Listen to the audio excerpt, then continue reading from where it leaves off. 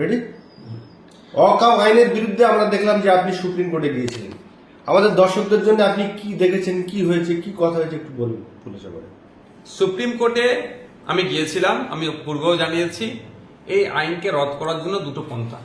একটা মাঠে ময়দানে গণতান্ত্রিক প্রক্রিয়ায় ধর্মনিরপেক্ষতা বজায় রেখে শান্তিপূর্ণ প্রোটেস্ট করে দিতে হবে, যাতে কেন্দ্র সরকার বাধ্য হয়ে প্রত্যাহার করে। আর একটা আইনের মাধ্যমে যে অর্থাৎ সর্বোচ্চ বিচারালয় সুপ্রিম কোর্টের মাধ্যমে যে আইন তৈরি হয়েছে সংবিধান বহির্ভূত, যুক্তরাষ্ট্রীয় পরিকাঠামোকে আঘাত দিয়ে একটা নির্দিষ্ট ধর্ম তথা মুসলিম সম্প্রদায়ের উপরে যে আঘাত নেমে আসছে এটাকে আটকানো যাবে। দুটোতেই আমরা প্র্যাকটিস করছি। আমরা গণতান্ত্রিক প্রক্রিয়ায় মাঠে ময়দানে শান্তিপূর্ণ আন্দোলন করছি, যদিও আমাদের আন্দোলনে ভাঙড়ে পুলিশ ইচ্ছাকৃতভাবে তৃণমূল কংগ্রেসের সহযোগিতা নিয়ে হিংসা ছড়িয়েছে, সেই নিয়ে আমরা কাউন্টার আইনি পদক্ষেপ আমরা নেব। আর একটা কি, আমি মামলা করতে গিয়েছি, আপনারা আমার পিটিশন নাম্বার সব দেখেছেন। প্রথম দিন আমি যখন ঢুকেছিলাম প্রায় 2.5 ঘন্টা কেন্দ্র সরকারের পক্ষ থেকে যারা আইনজীবী ছিলেন এবং আমাদের পক্ষ থেকে যারা বিভিন্ন যারা পিটিশনার তাদের পক্ষে আলোচনা অনেক হয়েছে। দ্বিতীয় দিনও আলোচনার পরে দুটো জিনিসের উপরে এক প্রকার স্টে হয়েছে।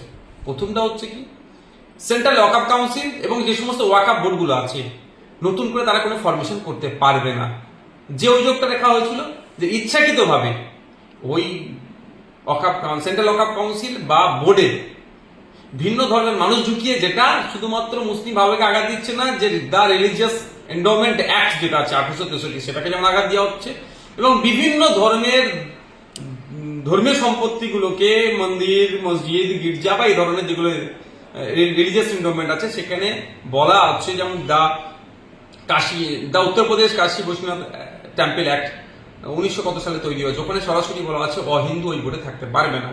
কর্ণাটকাতে, মধ্যপ্রদেশে, উড়িষ্যাতে, আপনার বিভিন্ন স্টেটে হিন্দু মুসলিম নির্বিশেষে বিভিন্ন সম্প্রদায়ের যেগুলো আছে, শিখেদের ভাইদের আলাদা করে আছে, খ্রিস্টান ভাইদের আলাদা করে আছে, বুদ্ধিস্ট ভাইদের আলাদা করে আছে, জৈনদের আলাদা করে আছে, সবাইদের আলাদা যে রিলিজিয়াস এন্ডোমেন্ট গুলো আছে সেগুলো তাদের ধর্মের মানুষই থাকতে পারবে। কিন্তু এতদিন ওয়াকফ বোর্ডে ওইটাই ছিল, কিন্তু এখন হঠাৎ করে মুসলিমদের উপকার করতে গিয়ে মুসলিম ভাইদের ঢোকাচ্ছে। তো ব্যাপারটা হচ্ছে ঢোকাচ্ছে সেটা বিতর্ক নয়, কিন্তু অধিকারে তো হনন হচ্ছে, সেই অধিকার যাতে নিশ্চিত করা যায় সেই জন্য মামলা করতে গিয়েছিলাম। তো এটাতে একটা স্টে হয়েছে। স্টে হওয়ার আগে সেন্ট্রাল গভর্নমেন্টের পক্ষ থেকে যিনারা অ্যাডভোকেটস যারা ছিলেন তারা এটাকে এখন এটাতে এগোবে না বলে তারা সম্মতি দিয়েছে। দ্বিতীয় যেটা হচ্ছে ওয়াকফ বাই ইউজার, ভয়ঙ্কর একটা জিনিস। সারা ভারতবর্ষে যে সমস্ত ওয়াকফ প্রপার্টি আছে তার 50% হচ্ছে ওয়াকফ বাই ইউজার, একটা মৌখিক দান করে দিয়েছে। মাদ্রাসার জন্য, মসজিদের জন্য, কবরস্থানের জন্য জায়গাটা দিয়ে দিচ্ছি। 200 বছর, 100 বছর, 150 বছর ধরে মাদ্রাসা, মসজিদ বা কবরস্থানের জন্য এটা ব্যবহার হয়ে আসছে ওয়াকফ বাই ইউজার। সেটাকে কেন্দ্র সরকার যে নতুন আইন করে নিয়ে ওটাকে ওয়াকফ বাই ইউজারকে অমিট করে দিয়েছিল। ওয়াকফ বাই ইউজার অমিট যেদিন থেকে আইন হয়েছে নতুন, সেই দিন থেকে নয়, টোটাল প্রিভিয়াস ইয়ার্স, মানে 200 বছর, 250 বছর, 400 বছরের ওয়াকফ সম্পত্তিগুলো তাহলে ধূলিসাৎ হয়ে যাবে। এক প্রকার হচ্ছে এইটা অ্যামেন্ডমেন্ট কেন এনেছে, সম্পত্তিটাকে লুটতে হবে। এখন মুসলিম সম্প্রদায়ের সম্পত্তি থেকে বড় কথা হচ্ছে প্রাইম প্রপার্টি আছে, এই সম্পত্তিটা আমার ভালো লেগেছে। আমি কলকাতায় আপনার কেশিদাসের পাশে এই জায়গাটাকে আমাকে পছন্দ করে নিতে হবে। জায়গাটা কাদের? ওয়াকফ প্রপার্টি। এখানে ওইরকম ভাবে নেওয়া যাবে না, নিলে অসুবিধা আছে, আইন করে নেবো আমি ঘুরিয়ে। তো কালকে যদি কেশিদাসের পাশে একটা দেবত্ব সম্পত্তি এদের নজরে পড়ে, আমার তো মনে হয় এরা এইটাই করবে, আইন পরিবর্তন করবে। শিখ ভাইদের গুরুদুয়ারের কোনো সম্পত্তি থাকলে যদি পছন্দ হয় তো ওটা করতে পারে, এদের বিশ্বাস এটা জমি হাঙর। তো মেনলি এদের হচ্ছে নজরে পড়েছে ওইটা, ওইগুলো তাদের আইন পরিবর্তন করে ওয়াকফ বাই ইউজার 50% আছে সেটাকে দখল করে নিতে চাইছে, সেই জন্য এটা করেছিল। আমরা যারা পিটিশন করেছি প্রায় 73 জনের মতো প্রথম দিন পিটিশনার ছিল আমরা প্রথম হেয়ারিংয়ে। তো 73 জনের পিটিশনের কপি যদি আপনারা দেখেন, ওয়াকফ বাই ইউজারটাকে সবাই প্রাধান্যতা দিয়েছে। এইটার পরে চিফ জাস্টিস এবং তার যে বেঞ্চ ছিল বারবার প্রশ্ন করেছিল সরকার পক্ষের আইনজীবীদেরকে, ঠিকঠাক উত্তর দিতে পারেনি, শুধু এড়িয়ে যাচ্ছে, ওই করছে আন করছে। তো ওয়াকফ বাই ইউজারকে ফার্দার যে আমাদের ডেট যেটা আছে ওই পর্যন্ত অর্থাৎ স্টে হচ্ছে, এটাকে এগিয়ে যাবে। তো এই দুটো ডেভেলপমেন্ট হয়েছে। এখন যেটা প্রশ্ন আমি বলবো যে এই দুটো ডেভেলপমেন্ট হয়েছে মানে যে আপনি ঘরে বসে থাকবেন এরকম নয়। এটা ভালো করে আমার কথাটা শুনবেন, যারা দর্শক বন্ধু আছে তাদের উদ্দেশ্যে বলবো, ডেভেলপমেন্ট হয়েছে আইনি লড়াই। মাঠে ময়দানে লড়াই কিন্তু থেকে পিছপা হয়ে গেলে হবে না, এটা মাথায় রাখবেন। তবে হ্যাঁ, মাঠে ময়দানে লড়াইটা শান্তিপূর্ণ গণতান্ত্রিক প্রক্রিয়া হওয়া চাই। কারণ মাঠে ময়দানে থাকতে এই জন্যই বলছি, সেই মাথাটাও যেন দিল্লি পর্যন্ত দেখতে পাই যে কতজন রাস্তায় আছে। হ্যাঁ, রাস্তায় আছে যেমন দিল্লিকে দেখানো হবে, ঠিক একইভাবে রাস্তায় থেকে যদি কেউ অশান্তি করার চেষ্টা করে তাহলে দিল্লিতে খারাপ রিয়াকশন যাবে। এটা মাথায় রাখতে হবে। এটা হতে পারে আপনাদের মিটিং মিছিলে ঢুকে হিংসা করিয়ে বিজেপির সুবিধা করাতে পারে কেউ। আপনারা মিটিং মিছিলে নামছেন, আপনার অন্যায়ের বিরুদ্ধে রাস্তায় নামছেন, আপনার অন্যায় সংগঠিত করবেন না, আমাদের বিশ্বাস এটা, কিন্তু আপনাদেরকে সজাগ থাকতে হবে। যেমন ভাঙড়ে শান্তিপূর্ণভাবে আসছিল বাসন্তী হাইওয়ের ওপর থেকে, তারা তাহলে কলকাতায় মিছিলে যোগদান করবেন, বাবা সাহেব আম্বেদকরের জন্মদিন উদযাপন করবেন এবং ওয়াকফের বিরুদ্ধে প্রতিবাদ মিছিলে অংশগ্রহণ করবেন, সেখানে বিনা প্রয়োজনে লাঠিচার্জ করে মাথা ফাটা ফাটিয়ে দিল। এই ধরনের করবে, কিন্তু আমি অনুরোধ করছি ভিডিও করে রাখবেন, এর বিরুদ্ধে আইনত ব্যবস্থা নেওয়া যাবে। কিন্তু আপনাদের লক্ষ্য রাখতে হবে, এই যদি হিংসার খবর তৈরি করাতে পারে এরা, তাহলে এটা দিল্লিতে এটা ব্যাড ইফেক্ট করবে। সুতরাং দুটো ডেভেলপ হয়েছে, মানে এই নয় যে আপনারা বিশাল কিছু জয় হয়ে গেছে, এটা অনেক বাকি। আইনি লড়াই অনেক বাকি, মাঠে ময়দানে লড়াই বাকি। আইনি লড়াই আমাদের অ্যাডভোকেটরা লড়বে, আর মাঠে ময়দানের লড়াইটা আমাদেরকে লড়ে নিতে হবে গণতান্ত্রিক প্রক্রিয়ায়, ধর্মনিরপেক্ষতা বজায় রেখে এবং গণতান্ত্রিক প্রক্রিয়াতে। আর একটা কথা, এইটা অনেকে গুলিয়ে দেওয়ার চেষ্টা করছে, এটা হিন্দু ধর্মের ব্যাপার নয়, এটা মুসলমানদের শুধু সমস্যা বলে। দেখুন একটা কথা বলি, পার্লামেন্টে দুটো কক্ষে যে ভোট হয়েছে, অর্থাৎ ওয়াকফ সংশোধনী বিলের বিরুদ্ধে যারা ভোট দিয়েছিলেন, তাদের মধ্যে 90% কিন্তু নন মুসলিম ভাইরা, একটা হিন্দু সমাজ, শিখ, জৈন, বিভিন্ন ধর্মের মানুষ আছে, তারাও কিন্তু এই সংশোধনী আইনকে তারা পছন্দ করেনি বলে তারা ভোট দিয়েছে। ইভেন সুপ্রিম কোর্টে যে সমস্ত অ্যাডভোকেটসরা লড়াই করছেন, টপ টু বটম পর্যন্ত যে সমস্ত আছেন, তারাদেরও কিন্তু 90% নন মুসলিম অ্যাডভোকেট। তাহলে এই লড়াইটা শুধু মুসলমানদের নয়, এই লড়াইটা সংবিধান বাঁচানোর লড়াইটা মানুষের মৌলিক অধিকারকে যে কিভাবে খর্ব করাচ্ছে সেটাকে রক্ষার লড়াই, যুক্তরাষ্ট্রীয় পরিকাঠামোকে রক্ষার লড়াই। তাই আমি বলবো, এই লড়াইটা হিন্দু মুসলমানের লড়াই নয়, এই লড়াইটা বিজেপি সরকারের নিয়ে আসা যে আইন, যেটা একটা ধর্মের উপর আঘাত দিচ্ছে, একটা দেশের সংবিধানের উপর আঘাত লাগছে এবং যুক্তরাষ্ট্র পরিকাঠামোর উপরে আঘাত দিচ্ছে, ওই জন্য সেটাকে বাতিলের জন্য লড়াই। আমি আমার কথা বলছি, আমার যে সমস্ত অ্যাডভোকেটসরা আছে তার মধ্যে 7 জনের মধ্যে আরো পরের শুনানিতে কিছু দেখবেন আবার যোগদান হচ্ছে, তার মধ্যে 4 জন নন মুসলিম। এটা ভাবতে হবে আপনাদেরকে, এটা আমাদেরকে গুলিয়ে দিচ্ছে। এটা যদি ধর্মীয় ইস্যু হতো, তারা কেন আসবে ভাই, কেন বসতে থাকবে তারা? এটা ভাবতে হবে। এগুলো আমাদেরকে ভুল বোঝানো হচ্ছে, কেউ যদি ভুল বোঝায় তাদের ব্যক্তি স্বার্থ চরিতার্থের জন্য করছে, এগুলোর ফাঁদে পা আপনারা কেউ দেবেন না। গত কদিন আগে মুখ্যমন্ত্রী তিনি বলছেন যে ওয়াকফ শুধু মুসলিমরা করেনি, হিন্দুরাও করেছে। না, এই কথার সাথে আমি একদম ফেলে দিতে পারবো না। আপনি যদি ইতিহাস খুলে দেখেন, এটাই তো আমাদের দেশের বিউটি, আমাদের দেশের এটা মানে মাহাত্ম কি। মুসলিম ভাইরা বিহারে 2.5 কোটি টাকা দিয়ে মহাবীর যিনি আছেন তার মন্দির করে দিচ্ছে, মহাবীর জৈন ওনার মন্দির করে দিচ্ছে। আপনি মালদাতে চলে যাবেন, মুর্শিদাবাদে চলে যাবেন, বর্ধমানে বিভিন্ন জায়গাতে যাবেন, মন্দিরের জন্য মুসলিম ভাইরা জায়গা ছেড়ে দিচ্ছে। আবার কবরস্থানের সমস্যা হচ্ছে, হিন্দু ভাইরা মুসলমানদেরকে দিয়ে দিচ্ছে। এইভাবেই তো অফ হয়েছে। এটা যেটা বলছেন যে এটা আমি একদম উড়িয়ে দিতে পারবো না।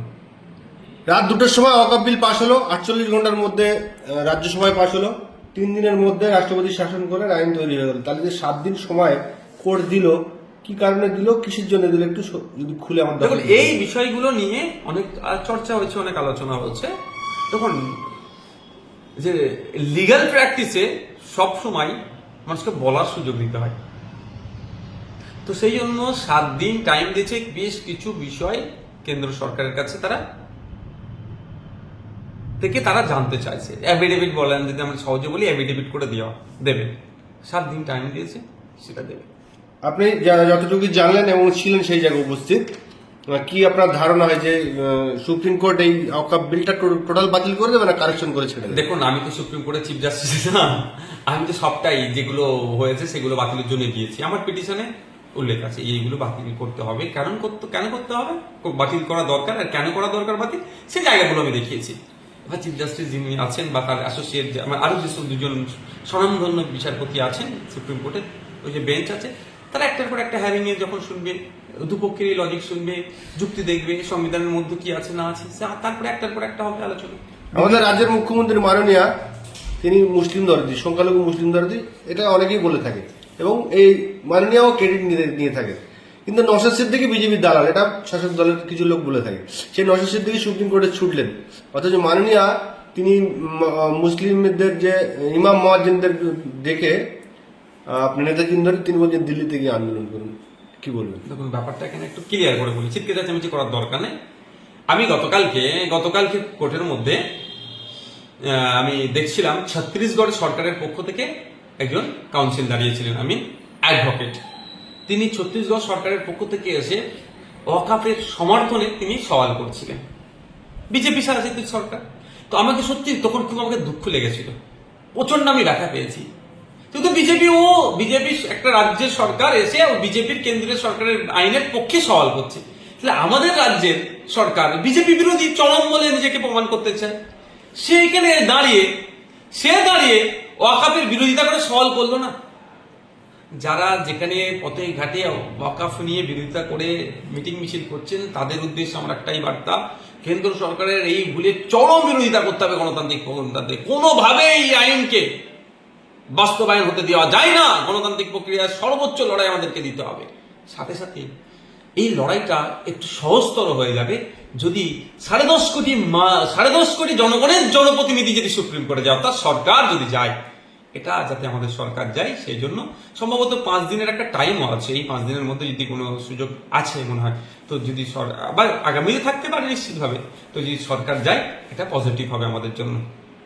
ভাঙন নিয়ে একটুখানি ছোট্ট করে বলবো। হ্যাঁ, আপনি একটা সভা ডেকেছিলেন যে শিয়ালদা থেকে বাবা সাহেব আম্বেদকরের জন্মদিনে বাবা সাহেব আম্বেদকরের মূর্তি পর্যন্ত ওয়াকফ বিলের বিরুদ্ধে প্রতিবাদ করবেন। সেই জায়গায় আমরা দেখলাম যে পরের দিন যখন আমরা এই খবর কভারেজ করি, তার জন্য বাসন্তী হাইওয়ের উপরে পুরো রাস্তা বন্ধ করে দিয়ে পুলিশ প্রশাসন দাঁড়িয়ে রয়েছে। পরবর্তীকালে শুনলাম যে যারা দাঁড়িয়ে ছিল তাদেরকে লাঠিচার্জ করা হয়েছে। একটু আমাদের দর্শকদের যদি জানেন যে আপনার পারমিশন ছিল কি ছিল না। শোনেন, প্রথম কথা বলি, পারমিশন লাগে না কোনো সমাবেশের, বিশেষ করে মুভমেন্ট মিছিলের পারমিশন লাগে না। সংবিধানের আর্টিকেলে উল্লেখ করা আছে, আপনি সভা সমাবেশ সংগঠিত করতে গেলে যে গাইডলাইন আছে, সেখানে কোনো জায়গায় বলা নয় যে পারমিশন লাগবে। আমরা ইন্টিমেশন দিই। আমরা লালবাজারকে ইন্টিমেশন দিয়েছিলাম অমুক তারিখে ওই জায়গা থেকে বাবা সাহেব আম্বেদকরের পর্যন্ত আমরা একটা শান্তিপূর্ণভাবে বাবা সাহেব আম্বেদকরের জন্মদিন উদযাপন করে ওখানে একটা আমরা ওয়াকফ সংশোধনী আইনের বিরুদ্ধে একটা প্রতিবাদ মিছিল করব। লালবাজার আমাদেরকে উত্তর দিয়েছে, যেখানে প্রচুর প্রোগ্রাম, হ্যান ত্যান অনেক গল্প শুনিয়েছে। আমরা আবার মেল করলাম, ঠিক আছে এখানে অনেক ভিড় আছে, এর পরিবর্তে আমরা জায়গাটা ছোট করে নিচ্ছে, এই জায়গা পর্যন্ত যাবো। তারা মেল করলো, না হবে না, হ্যান হবে না, তা হবে না, অনেক গল্প শোনাবে, মানে করতে দেবে না।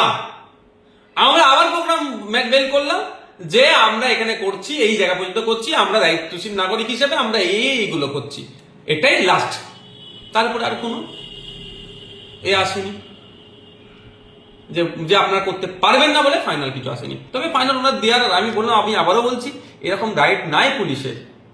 কিন্তু আমরা যখন ওখানে জিজ্ঞাসা করছিলাম, এটা অসত্য কথা বলতে পারে, সে ডকুমেন্টস তো আমাদের কাছে আছে। আমরা তো আগামী দিনে কোর্টে যাবো, আপনি আছেন কোথায়? আমার কর্মী সমাজকে লাঠি দিয়ে পিটবে, আমি চুপ করে বসে থাকবো? কর্মীদের মাথা ফাটিয়ে দিল, নিরস্ত্র কর্মীরা উল্টে পুলিশকে কিছু বললো না, সাইড হয়ে গেল মার খেয়ে, আমি চুপ করে থাকবো? ভাবছেন কি করে? সব কটা এফআইআর নিয়ে কোর্টে যাবো? আছেন কোথায়? অত সহজ নয়। আমি বারবার বলেছি আমাদের কর্মী সমর্থকদেরকে, কেউ মারপিটে জড়াবেন না। আমার কর্মী সমর্থকরা যথেষ্ট আমাদের কথা শুনেছে, কোনো হিংসা জড়ায়নি। কিন্তু আমাদের কর্মীদের উপর আক্রমণ করবে, চুপ করে থাকবো? অত সহজ নয়। এসে কোর্টে জবাব দিতে হবে। তো আমার কাছে যে ডকুমেন্টস আছে সেই ডকুমেন্টস আমি নিয়ে যাবো। পুলিশের কাছে ডকুমেন্টস থাকলে যে ক্যান্সেল করেছে সেটা পুলিশ ডকুমেন্টস নিয়ে যাবে, কোর্টে দেখা হবে, দুধকে দুধ পানিকে পানি হয়ে যাবে। এবার আসা যাক, আপনি যেটা বলছেন সোনপুরের কথা, তাই? হ্যাঁ, সোনপুরের কথা। সোনপুরের কি হচ্ছে? ভিডিও আমাদের কাছেও আছে, দাঁড়ান কোর্টে জমা করবো।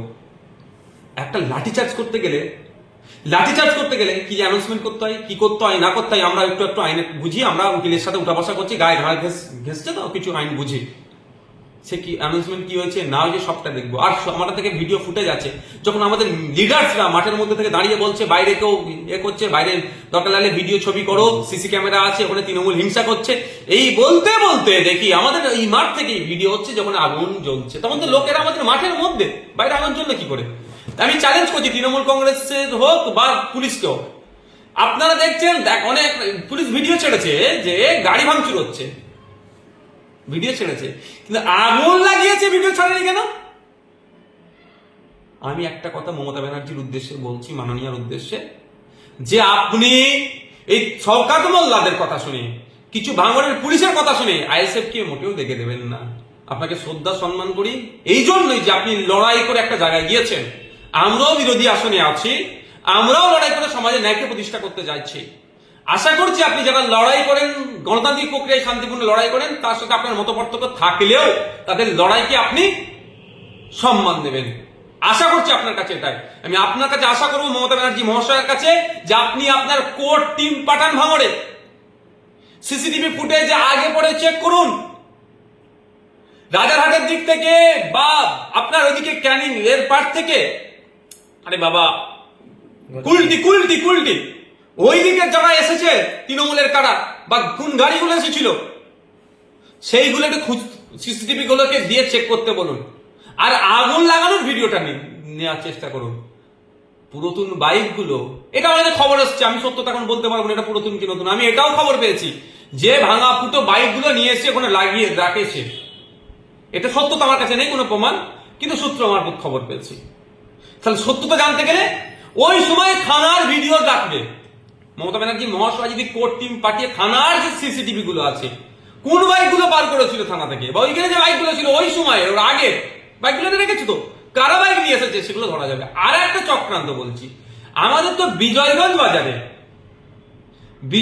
বাজারে প্রোগ্রাম ছিল, পুলিশের পক্ষ থেকে সেই নম্বর আমরা পাবলিশ করব,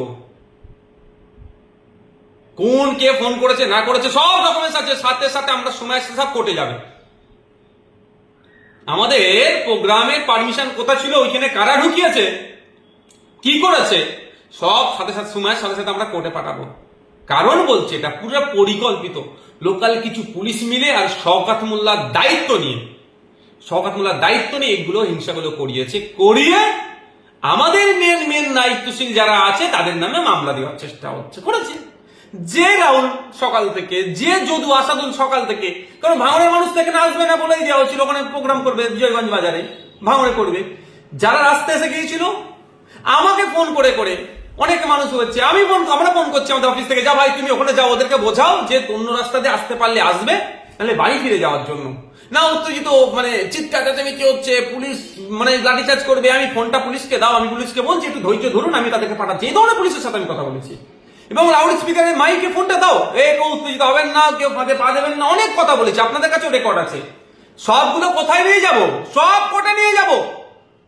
সন্ধ্যাবেলার কথা বলছি, ভাঙড় থানা যে কেসটা দিয়েছে শওকত মোল্লার কথা শুনে, তো ভাঙড় থানাকেও দায়িত্ব নিতে হবে যে আপনার রাহুল দূরে জাম হয়ে গেছিল, ভিড় ঠেলে এসে আমাকে ফোনটা দিয়ে মাইকে বললো যে রাস্তা জ্যাম হয়ে যাচ্ছে, অমুক পুলিশ বসে বলছে তোদের ভাইজানকে একটু বল না, যদি মাইকে বলে জানটা ছাড়াবে। সেই রাহুলের নামে মামলা হলো। যে আমাদের আব্দুল মালিক মোল্লা, সে সারা দিন, তার তো কলকাতা কাটাচ্ছিল, কিন্তু জনগণের স্বার্থে সারাদিন ওখানে থেকে বুঝিয়ে বাজে ভাই এরকম করো না, এরা চাইছে একটা হিংসা করতে, তোমরা ফাঁদে পা দেবে না, করে শান্ত করলো। সন্ধ্যাবেলাও ভাঙড়ের যে অবরোধটা ছিল, জনসুগণকে কেন মাছ যেতে দিল না এই ডিমান্ড নিয়ে, কেন তাদের উপর লাঠিচার্জ হলো এই ডিমান্ড নিয়ে, ভ্যালিড ডিমান্ড নিয়ে, সেখানে গিয়ে বাপ বাচ্চা করে তোরা এরকম করিস না, মাইক ধরে গলা ফাটিয়ে যেটাকে লোকগুলোকে ওই 1000-5 লোককে শান্তিপূর্ণভাবে মানে যেটার গন্তব্যে পাঠানোর ব্যবস্থা করে দিল, সেই মালিক মোল্লার নামে মামলা। সেই সব রেকর্ডিং তো আমাদের কাছে আছে যে আমাদের নেতৃত্বরা কি বলছে। আমরা কিন্তু আইনের মাধ্যমে এটাকে ছেড়ে কথা বলবো না। অনেক হয়েছে ভাই। নেতাজি ইন্দোর স্টেডিয়াম থেকে মুখ্যমন্ত্রী বললেন যে ভাঙড়ে ঘটনা ঘটেছে, যারা ভেঙেছে একটা গাড়ির দাম 40 লক্ষ টাকা, কাউকে ছাড়া হবে না। আমি বলি একদম কেউ কোনো বেটানা ছাড় পায়, কিন্তু যারা ভেঙেছে তাদের কিন্তু ছাড় না দিন, মানে তাদেরকে ছাড় দেওয়া যাবে না। তা না করে এই শওকত মোল্লার কিছু পুলিশ নিয়ে যদি ভুল একটা রিপোর্ট তৈরি করে রাজ্যের স্বরাষ্ট্রমন্ত্রী তথা মুখ্যমন্ত্রীর কাছে পাঠায়, আমি ওই জন্যই মুখ্যমন্ত্রীর কাছে আমার আবেদন যে আপনি আপনার কোর্ট টিম পাঠান, ভাঙড়ে দেখুন। আরে একটা স্বাভাবিকভাবে আমি আপনাদের মাধ্যমে সাধারণের কাছে পৌঁছাই, ওটা তো আমাদের বিধানসভা, ওখানে আমরা জিতে আছি। ওখানে কিছু অন্যায় করলে দাগটা তো আমাদের নামে আসবে, আইসিএফ এর নামে আসবে। ভুল ক্রমে ওখানে কেউ অন্যায় করবে, এটা হচ্ছে প্রথম প্রশ্ন। দ্বিতীয় কথা হচ্ছে, ওই দিনই কলকাতাতে একটা ঐতিহাসিক একটা পদমিছিল হলো ওয়াকাফের বিরুদ্ধে। এত বড় মিছিল আমার মনে হয় ভারতবর্ষে কোন জায়গা হয়েছে বলতে পারবো না, অবস্থান বিক্ষোভ হয়েছে, কিন্তু এত বড় মিছিল ভারতবর্ষে ওয়াকাফের বিরুদ্ধে হয়েছে কি আমি জানি না। একটা এই ধরনের কোন ইনসিডেন্ট কেউ বলতে পারবে? তো যদি আমাদের হিংসা করারই যদি কোনো বাজে ইন্টেনশন থাকতো তাহলে কলকাতাতে করতাম। তো পুলিশ কত ছিল এখানে, গোটা 30 খুঁজে হয়তো পুলিশ পাওয়া যাবে না। এত বড় এত মিছিল, শুরু আর শেষ দেখা যাচ্ছে না। সেখানে আমরা না করে ওখানে করব। আমাদের ঘরে যেটা যেটা আমাদের সুনামের জায়গা, অ্যাকচুয়ালি এটা হচ্ছে শওকত মোল্লার একটা প্ল্যান। যদি ওদের ফোনগুলো নিয়ে, কিছু পুলিশ অফিসারদের ফোনগুলো নিয়ে যদি ঠিকঠাক করে করা যায়, তদন্ত যদি উঠে আসে, দেখবেন কতবার কল এসেছে, গেছে, প্ল্যানিং করেছে, হ্যান করেছে, জ্ঞান করেছে, সব ধরা পড়বে। আর একটা কথা হচ্ছে, শওকত মোল্লা সাহেব কোথায় ছিল? সুকুন হয়তো পুরো তাকিয়েছিল, হিংসা হয়ে যাবে, তারপরে এসে বড় বড় কথা বলবে, উনি হঠাৎ করে চলে যাবেন। আর একটা কথা, সারা দেশে যখন বিজেপির বিরুদ্ধে ওয়াকাফ আইন প্রত্যাহারের জন্য আন্দোলন হচ্ছে, শওকত মোল্লা সাহেব আইএসএফ এর বিরুদ্ধে ভাঙড়ে প্রোগ্রাম করছে। এটা বুঝতে হবে, আমরা বিজেপির বিরুদ্ধে কথা বলে এদের বুকে চিনচিন করে। শেষ প্রশ্ন করবো, যারা আপনার সবাই এসেছিল না পথসভায়, মালঞ্চ বেশ কয়েকটা জায়গায় আমরা সূত্র মারফত খবর পাচ্ছি যে তাদেরকে তৃণমূলের লোকেরা ধরে ধরে মারধর দেখুন, করেছে। আমার কাছে এই ধরনের দুটো খবর এসেছে, আমরা খবরের সত্যতা যাচাই করছি, একটু অপেক্ষা করছি, সেসবগুলোও আমরা ঠিক ঠিক জায়গায় জানাবো। আর একটা জানাবো, জনগণের কাছে জানাবো, আইনের জায়গায় জানাবো, সেটা জনগণের কাছে জানাবো যে দেখুন জনগণ, বাংলার মানুষ দেখুন, যে ওয়াকাফের আইনের প্রত্যাহারের জন্য, মুসলিম সম্প্রদায়ের হাত থেকে সম্পত্তি কেড়ে নেবে, এই আইনের প্রত্যাহারের জন্য মানুষ মিছিলে গিয়েছে। আর এই মিছিলে গিয়েছে বলে তৃণমূলের লোকেরা কেমন ভাবে অত্যাচার, কি কি অত্যাচার করেছে, মানুষ ডিসাইড করবে। যে বিজেপিকে আটকানোর জন্য যে তৃণমূলই প্রধান মুখ যদি হয়, তাহলে তৃণমূলের লোকেরা বিজেপির বিরুদ্ধে আন্দোলনে গেলে মারছে কেন? না বলছেন এদিনে গেলি কেন, 20 তারিখে তো সোনপুরে আছে, সেদিনে যাবি। সেটাই তো, সোনপুরে কি ওয়াকাফের বিরুদ্ধে মিছিল করছে? হ্যাঁ, বলছে যে আমার কাছে যে পোস্টার এসেছে সেটা আইএসএফ এর বিরুদ্ধে লেখা দেখেছি। মুখ্যমন্ত্রী এবং শওকত মোল্লা বলছে দিল্লি গিয়ে আন্দোলন করবো, ওরা আবার 20 তারিখে ওয়াকাফের বিরুদ্ধে সোনপুরে। দেখুন, আমি একটা কথা বলি, দেখুন, গণতান্ত্রিক রাষ্ট্র, ভারতবর্ষের যে কোনো প্রান্তে গিয়ে যে কোনো মানুষ আন্দোলন করতে পারে। পশ্চিমবাংলায় আন্দোলন হবে, মহারাষ্ট্রে হবে, উত্তরপ্রদেশে হবে, কাশ্মীরে হবে, লুধিয়ানাতে হবে, আহমেদাবাদে হবে, সব জায়গাতে হবে। কারো যদি আন্দোলন সহ্য করতে না পারে, তারা এখানে না থেকে দিল্লি চলে যাক। পেট্রোল ডিজেলের দাম বাড়ালে, নিত্য প্রয়োজনীয় জিনিসের দাম বাড়ালে, গ্যাসের দাম বাড়ালে, নাটকের আন্দোলন যারা করে, যারা ওষুধের দাম বাড়ালে নাটকের আন্দোলন করে, তারা এখানে করে কেন? দিল্লির বিষয় দিল্লিতে করতে পারে না, এর জবাব মানুষ দেবে।